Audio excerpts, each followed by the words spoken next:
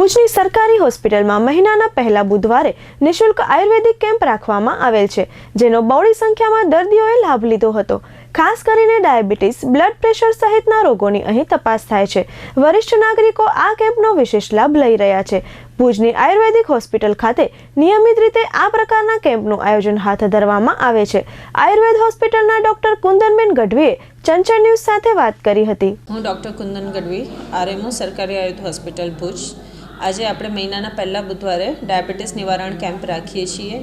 તો નિઃશુલ્ક ડાયાબિટીસની તપાસ કરીએ છીએ। સિનિયર સિટીઝન કેર કેમ્પ અંતર્ગત જે સિનિયર સિટીઝન્સ છે એમને આપણે અમુક પ્રકારની શક્તિવર્ધક દવાઓ આપીએ છીએ રોગપ્રતિકાર શક્તિ વધારવા માટેની, અને દર મહિને આ કેમ્પ કરવામાં આવે છે, જેમાં ડાયાબિટીસ, બ્લડ પ્રેશર અને જરૂરી બીજી લાગતી વળગતી જે તકલીફો હોય એના માટે આપણે નિઃશુલ્ક દવાઓ આપીએ છીએ। દર મહિને આ કેમ્પમાં 200ની આસપાસ દર્દીઓ આવે છે અને ખૂબ સારા પરિણામ મળે છે। દર્દીઓને દવા ઉપરાંત એમને આહાર માટેનું ને યોગ્ય માર્ગદર્શન આપવામાં આવે છે, કારણ કે આ બધા જે છે જીવનશૈલીના રોગો છે, એટલે માત્ર એલોપેથિક દવા કરતાં એમાં આયુર્વેદિક દવા સાથે લેવામાં આવે અને સાથે આયુર્વેદિકના જે છે આહાર વિહારના નિયમો અનુસરવામાં આવે તો વધારે સફળતાપૂર્વક એમાં સારવાર થઈ શકે છે। આજના કેમ્પમાં અત્યાર સુધીમાં 70થી 80 દર્દી આવી ગયા છે। હજુ આ સાંજે 6 વાગ્યા સુધી કેમ્પ ચાલુ રહેશે, એટલે 200ની આસપાસ તો દર્દીઓ આવે જ છે દર વખતે।